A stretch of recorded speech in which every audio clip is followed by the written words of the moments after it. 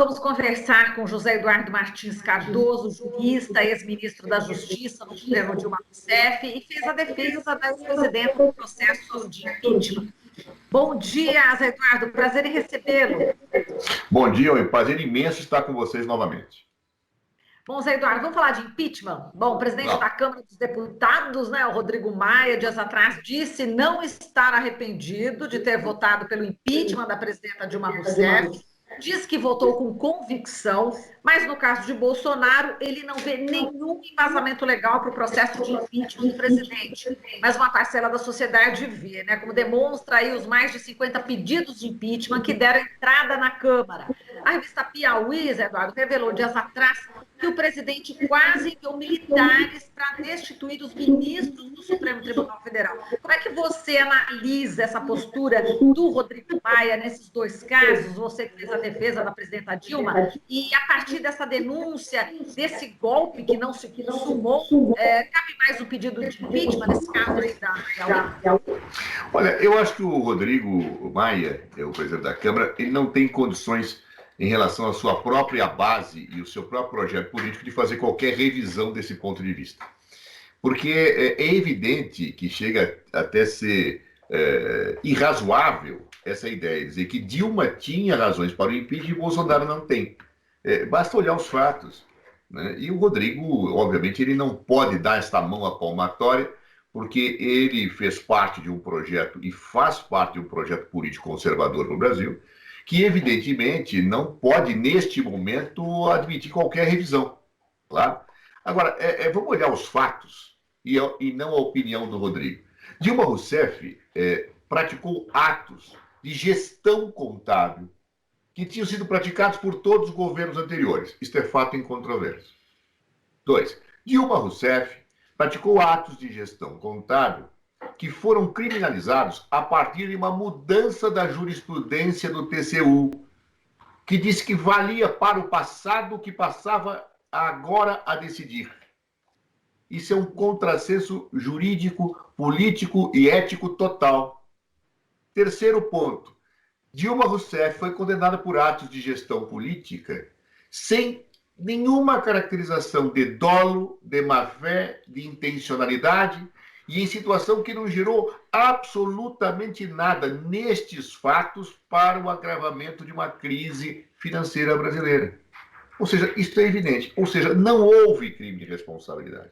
Tudo isso que eu estou dizendo são fatos incontroversos, provados no próprio processo de impeachment. Jair Bolsonaro, por sua vez, chama a população para participar de ato contra as instituições. Jair Bolsonaro, comprovadamente, propõe o desrespeito às regras de saúde pública que o seu próprio governo estabelece. Jair Bolsonaro, comprovadamente, tenta capturar a Polícia Federal para que ela sirva a seus interesses, investigando seus inimigos, mas não investigando seus amigos e familiares. Jair Bolsonaro, segundo agora a revista Piauí, chega a discutir o envio de tropas para o Supremo Tribunal Federal para afastar os ministros. O que é isso? Crime de responsabilidade. Basta ler a Constituição, basta ler a Lei 1079 de 1950 para você ver a tipificação exata disso. Então, portanto, não há termo de comparação. Rodrigo, nesse caso, tentou esconder o sol com a peneira para justificar o seu projeto político, que num certo momento da história passou por um rompimento da Constituição. E que, infelizmente, gerou toda esta consequência que nós estamos vendo hoje com a eleição de Jair Bolsonaro e seus desatinos na presidência da República. Zé Eduardo, vamos falar da presença de militares no governo federal, né? A gente tem militar aí em postos chaves do governo Bolsonaro, inclusive no Ministério da Saúde. A gente está com o ministro interino, o general Eduardo Pazuello. A gente não tem titular, né? Hoje, em plena pandemia, há mais de 80 dias. Na sua opinião, quais são os prejuízos dessa ocupação militar do Executivo? E também queria repercutir com você a fala do presidente Bolsonaro, que lamenta as mortes, já chegando a 100 mil, mas vamos tocar a vida e se safar desse problema. Como é que você diz? Eu começo pelo final, né? Essa frase dele, essa opinião dele, só faltou um detalhezinho de fala que ele já tinha feito no passado. É a pergunta, e daí? Né? É uma irreverência com a vida humana, é um desapego a qualquer valor humano, é um descompromisso com a população assustador. Vamos tocar a vida, vamos morrer, e daí? Ora, é realmente algo que espanta do ponto de vista da racionalidade, da ética e, por que não dizer, do descompromisso com valores humanos básicos. Claro? Ou seja, algo deplorável na boca de um chefe de Estado, deplorável em relação a um ser humano, qualquer cargo ou atuação que ele tivesse. Em relação às Forças Armadas, eu acho até uma situação bastante paradoxal, porque eu convivi com as Forças Armadas durante o governo Dilma Rousseff de forma bastante intensa, porque eu era ministro da Justiça e havia uma interface muito grande em certas ações, em certos programas, com o Ministério da Defesa. Não poucas vezes atuamos em conjunto. Em conjunto em situações, por exemplo, que nós tínhamos greves de polícia, tivemos várias ao longo da Dilma Rousseff, e nós fazíamos as chamadas ações de garantia de lei e ordem, fundadas na Constituição, em que o Ministério da Justiça e as suas forças atuavam em conjunto com as Forças Armadas. Atuamos juntos na segurança da Copa do Mundo, na vinda do Papa, da Rio+20, da Copa das Confederações. Então eu tinha uma relação, diria, quase que cotidiana com o Estado-Maior das Forças Armadas, com o Exército, a Marinha, a Aeronáutica e com o próprio Ministro da Defesa. Eu aprendi a respeitar muito as Forças Armadas, já as respeitava e as respeitei muito nesse período, porque eu não via ali nenhum comprometimento golpista, eu via pessoas submetidas a uma disciplina institucional e muito dedicadas a cumprir as suas missões, e que buscavam, inclusive, declaradamente ou não importa, apagar um passado autoritário que atingia as forças que agora deviam obediência a uma Constituição democraticamente aprovada em 5 de outubro de 1988. Bem, eu fiquei muito espantado, portanto, com essa situação que nós vivemos hoje, e que você declarou bem, e que acho que traz um malefício imenso institucional às Forças Armadas. Eu acho que, com o passar da história, aquilo que eles tentavam eliminar com esse compromisso constitucional pode se perder. Porque eu vejo muitas pessoas que estão no governo dando declarações associando direto ou indiretamente as Forças Armadas em projetos que não me parecem são deles ou, se forem, não farão bem institucionalmente a eles no futuro. A presença de militar, por exemplo, nativa, no Ministério da Saúde, da forma que está posto, eu acho péssimo para as Forças Armadas. Agora, vamos esquecer um pouquinho mais das Forças Armadas. Vamos falar da população. É mais tenebroso ainda. Por quê? Nesta hora em que nós temos uma pandemia, era necessário nós termos alguém que entendesse minimamente da atividade que faz, do ponto de vista técnico. Eu não estou falando de gestão, estou falando de técnico. Porque nós temos polêmicas. Nós temos situações que exigem que a pessoa tenha algum comedimento e algum discernimento decisório. Quando numa época de crise tão aguda, talvez um gestor amparado por bons conselheiros possa efetivamente dar conta do recado. Mas hoje, o elemento decisório, de rapidez, exige definições estratégicas de ações de governo. Eu precisaria ter alguém que entendesse disso. E não me parece que, por melhor boa vontade que tenha, o nosso atual ministro da Saúde interino tenha outra referência técnica que não seja a própria vontade política do presidente Bolsonaro. Que, digamos assim, não tem se mostrado das mais sãs, não tem se demonstrado daquelas mais dotadas de luzes de racionalidade. Alguém que oferece cloroquina para as emas, tá? Tem condições de tomar uma decisão em relação a uma pandemia?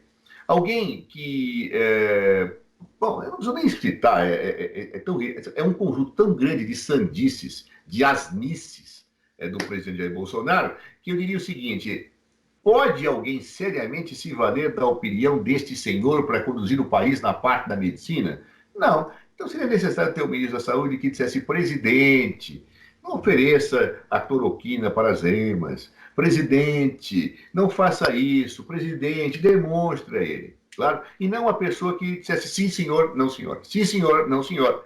É isso, infelizmente, que nós estamos vivendo no Brasil hoje, para prejuízo da saúde pública, para prejuízo da população brasileira e, repito, para prejuízo da própria imagem das Forças Armadas, que eu pessoalmente prezo muito.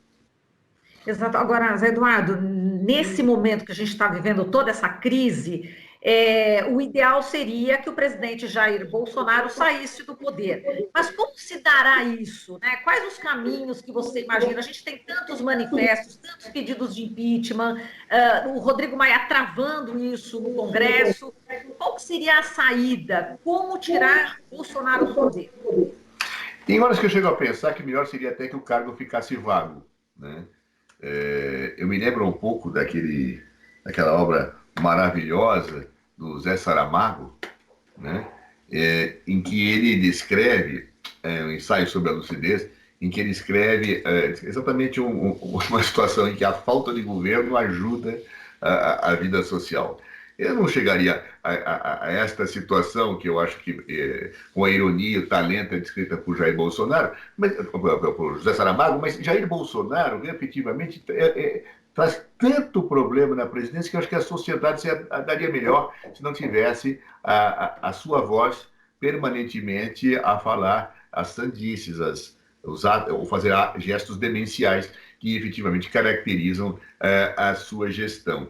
Então, eu acho, muito francamente, que o ideal seria que, democraticamente, ele saia do poder. Eu não defendo o golpe de Estado, eu não defendo nada. E, no caso dele, entendo que há crime de responsabilidade.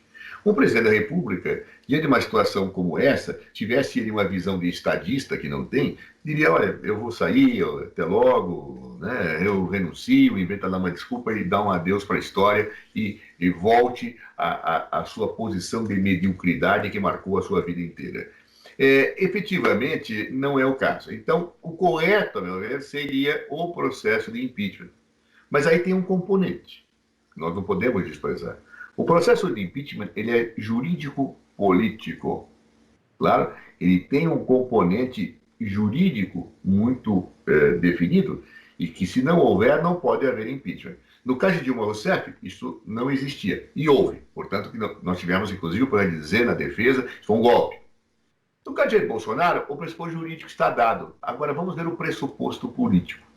Nós temos tido uma posição do presidente da Câmara dizendo não pode, não é impeachment. Por quê?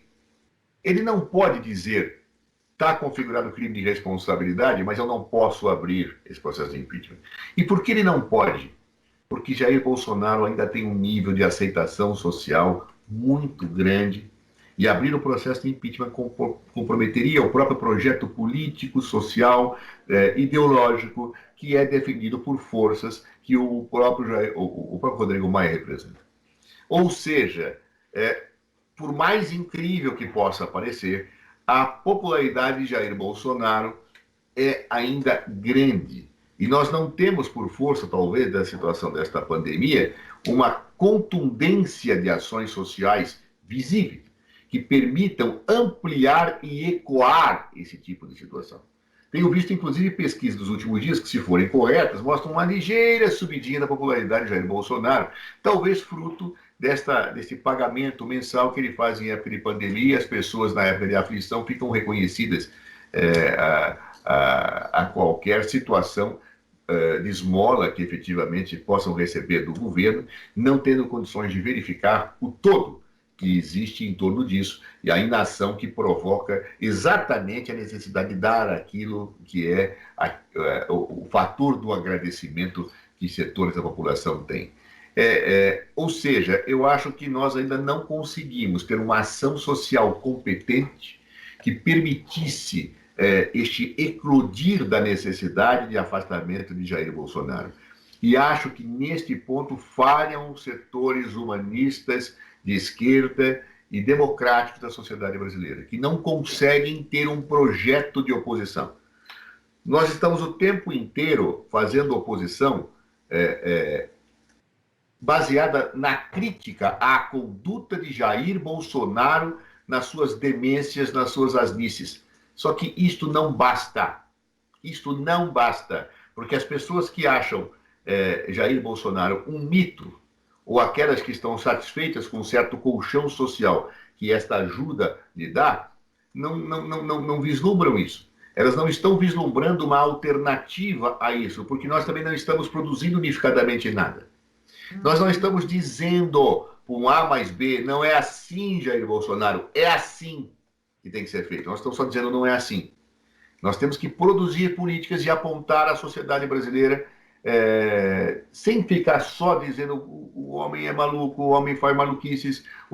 Isso é importante, mas nós temos que oferecer unificadamente à sociedade brasileira um programa para sair da crise. Se nós não disputarmos a grande política com quem não tem política, nós não mostramos a diferença qualitativa do que vai fazer um bom governo e um mau governo numa época de crise. Então, portanto, eu acho que, de certa forma, nós somos responsáveis, eu me incluo nisso, porque estou nesse setor político-ideológico, nós somos responsáveis também pelo fato de que não existem condições sociais para forçar Rodrigo Maia forçar o Congresso Nacional a abrir um processo de impeachment contra Jair Bolsonaro. E quais são os empecilhos para essa união toda na esquerda?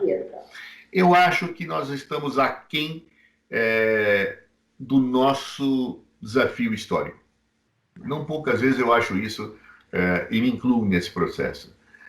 Ou seja, nós não temos ainda a maturidade de saber que em certos momentos da história, quando se luta contra o fascismo, quando se luta contra o autoritarismo, é necessário agregar forças, o que não significa submissão àquele que neste momento está conosco, que não significa abdicar mão da nossa disputa contra aquelas pessoas que estão conosco.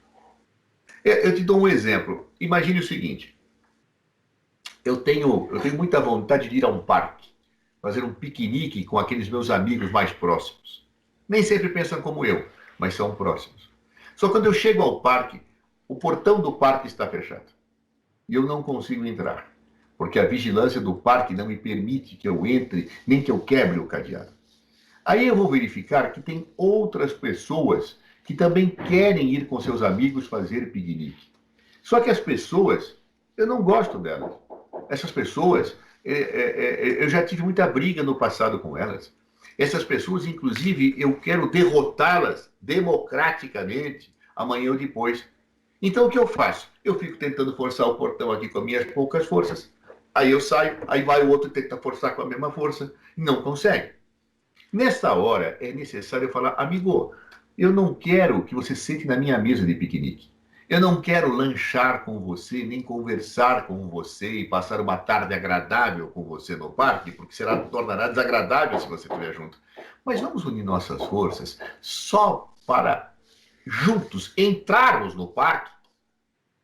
Nós não conseguimos fazer isso. Nós estamos disputando hegemonias. Nós não temos uma generosidade com as forças políticas democráticas que nos permita dizer agora é você que vai disputar este cargo, não é você. Nós não temos a formulação de programas conjuntos, pactuados. Porque pactuar significa não abrir mão do seu princípio, mas ajustar ações comuns. Ações comuns que possam, no plano da grande política, apontar a saída para o país. E o que nós vemos no campo democrático, hoje, e eu não falo só de esquerda, estou falando do campo democrático, claro? Eu tenho pessoas que falam, não, com você eu não sento. Não, com você eu não sento. Não, com eles aqui não dá. Com isso aqui não dá. E por quê? Porque amanhã depois ele vai me derrotar. Não, porque eu aqui, eu tenho que derrotar ele. Bom, resultado da ópera, está o Jair. Falando, querendo matar a democracia, que é o ponto que deve existir para que eu possa disputar com esse rapaz, com essas pessoas com qual eu não me dou. Porque o pressuposto é que não destrua o palco para que eu possa ter a peça. Claro? E nós temos que impedir que o palco democrático seja destruído por essas forças autoritárias fascistas que mostram uma ligação entre o fascismo e o neoliberalismo inédito na história e que nós não conseguimos perceber que nós temos que estar juntos contra essa postura. Os que defendem o Estado democrático de direito social têm que estar juntos, com matizes mais à esquerda e com matizes mais à direita. Se algumas forças políticas defendem o Estado democrático e direito social por pragmatismo, porque querem a revolução no futuro, não importa, tem que defender nesse momento. Se alguns outros defendem porque entendem que esse Estado democrático, até numa sociedade socialista, tem componentes que podem permanecer, tem que estar juntos. Se outros defendem a sociedade capitalista, mas defendem o Estado democrático social de direito, na sua manutenção, tem que estar junto. Ou seja, quem tem este corte tem que estar junto. Mas parece que nós não temos a grandiosidade histórica de perceber isso. Resultado, estamos dispersos, nos bicando, enquanto pontifica Jair Bolsonaro e suas emas. Tá certo. Agora vamos falar aqui do acordo de leniência, Eduardo. Entre os excessos, né, cometidos pela Operação Lava Jato, existem exemplos aí de acordo de leniência, delação premiada de empresas, extrapolaram os limites jurídicos. Como é que você vê as novas regras para esses acordos, né? Teve, inclusive, a assinatura do ministro Toffoli, junto com integrantes da Controladoria Geral da União e também da Advocacia Geral da União, sem a presença do ministro Aras, do procurador Aras. Como é que você vê também novo direcionamento, né, para esse acordo de leniência? Olha, que precisa modificar questões nas leniências e nas delações premiadas, eu não tenho a menor dúvida. Aí vão até dizer, mas você não foi ministro da Justiça na época em que se criou a lei das organizações criminosas, que prevê delação premiada? Eu fui. Agora, como até hoje eu ainda não consegui adquirir a minha bola de cristal, né? Nem eu, nem Dilma Rousseff, eu acho que nós não conseguimos adquirir, e também todos aqueles que votaram no Congresso Nacional, neste texto, inclusive nós não tínhamos adquirido esse equipamento precioso, nós nunca poderíamos imaginar os abusos que seriam feitos com base naquele texto. Eu nunca imaginei, ao aprovar uma lei contra organizações criminosas, que com base nisto, juízes iriam decretar indevidamente prisões de pessoas para que pudessem fazer acordos a partir de projetos políticos ideológicos seus. Isso para mim era impossível. Agora, não existe lei que em si blinde o seu desvio. Não existe isso. Você faz a lei com uma certa intenção e a prática te mostra. Então o que você tem que fazer? Corrigir a lei, adequar a lei, fazer com que o abuso não ocorra a partir dela. Claro? Você cerca a lei a partir da tua experiência histórica.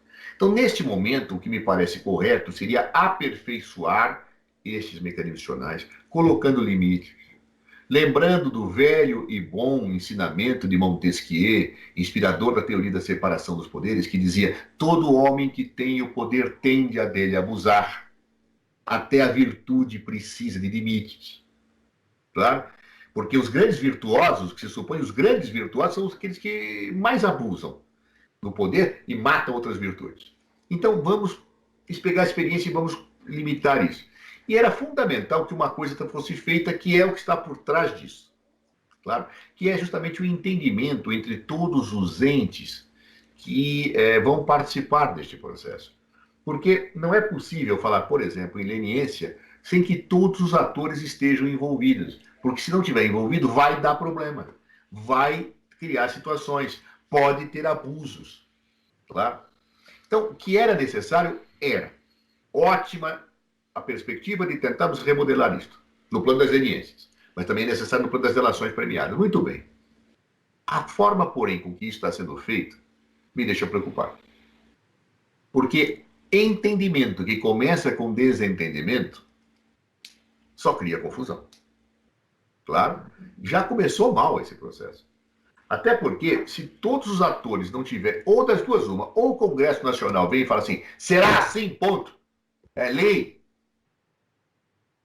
ou todos se entendem, claro, ou é acordo. Acordo implica entendimento de todos os autores. O que nós vimos agora é uma situação de não acomodação das instituições.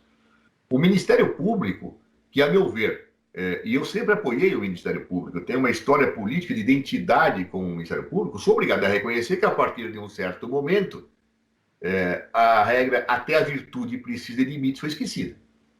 Né? E toda instituição que se baseia pura e simplesmente na autocontenção, ela acaba tendo alguns doidivanas que ultrapassam esta autocontenção, por vaidade, por projeto político, por diversos fatores. Então, isto precisa ser normatizado, delimitado, que as posturas têm que ser efetivamente enquadradas, eu não tenho dúvida. Mas se eu opto pelo entendimento, eu tenho que sentar e ver, fala o Ministério Público, qual o papel que você vai ter?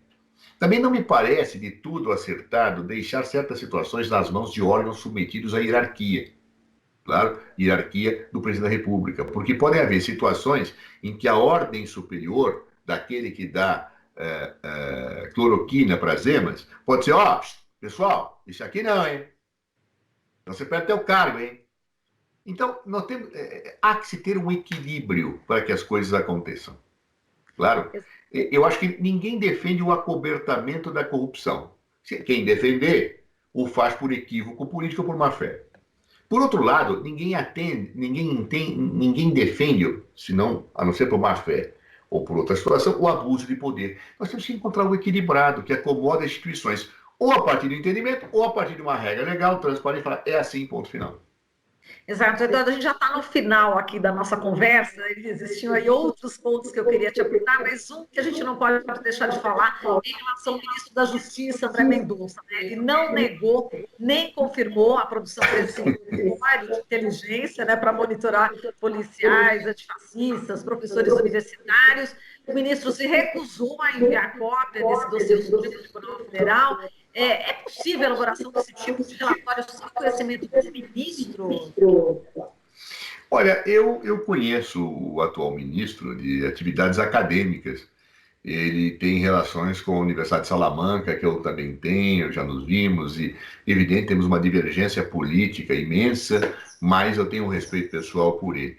Porém, neste caso, eu sou obrigado a não entender o que o Ministério da Justiça pretende, porque, vamos lá, foi localizado um dossiê que, evidentemente, tem uma característica persecutória.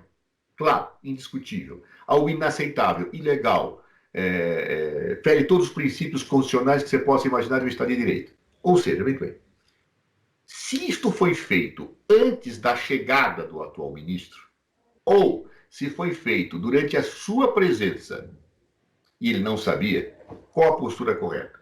Eu venho a público e digo, isto é um absurdo. Abro uma sindicância e vou apurar até as últimas consequências.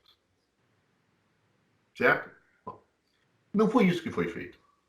Eu tenho visto situações até contraditórias. Eu vi uma primeira nota do Ministério da Justiça que negava que o mundo era redondo. Tá certo? Que negava que aquilo existe, nós não fazemos. Mas então o que é aquilo? Silêncio. Aí depois eu vejo o ministro, tardiamente, mas corretamente, abrir uma sindicância para apurar. E com esse gesto ele dizia, olha, eu não sabia, eu não sei o que é isso. Afasto o responsável do órgão que eu mesmo nomeei. Mas isso foi cercado de não explicação do porquê que ele estava fazendo aquilo se ele tinha dito aquela nota anterior. Podia parecer até uma revisão de posição. Só que agora ele manda uma explicação ao Supremo Tribunal Federal que parece que segue mais na linha da primeira nota. Ou seja, é incompreensível.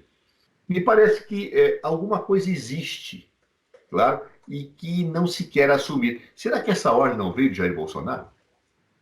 Será que fazer um dossiê sob a égide de Sérgio Moro, ou do atual ministro, sabendo ou não o atual ministro, não veio do próprio presidente da República, a razão pela qual todos ficam cheios de dedos de falar isso? Essa é uma questão que eu acho que a imprensa, porque se depender do que acontece hoje no governo, ninguém vai saber, a imprensa e talvez o Ministério Público devam esclarecer para o bem da sociedade brasileira e da democracia do nosso país. Perfeito, Zé Eduardo. Bom, a gente agradece demais aqui a sua participação, a gente espera contar com você em outras oportunidades para a gente... Grande prazer. Temas, tá bom? Eu que agradeço imensamente, um beijo grande a todos. Obrigada, um abração. Falamos aqui com o Zé Eduardo Martins Cardoso, juiz, ex-ministro da Justiça no governo Dilma Rousseff. Você está ouvindo Jornal Brasil Atual. As notícias que os outros não dão.